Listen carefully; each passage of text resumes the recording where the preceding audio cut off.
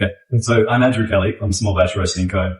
And the whole journey for me started with a fascination with coffee when I was finishing my university course. I started to roast coffee at home using a very rudimentary bit of equipment, like a heat gun that you would use to strip paint, and a colander. And I would use this heat gun to roast the coffee.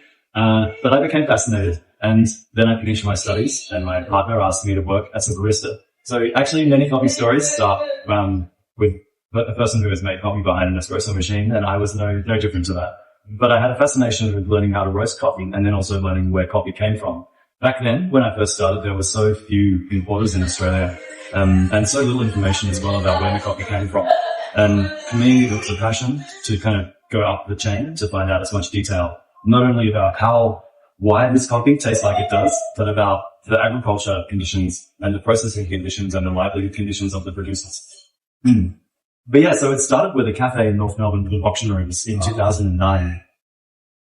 And we had the roasting machine inside the cafe, but it was so noisy, and you can hear it now, that it was hard to operate the cafe around the roasting machine.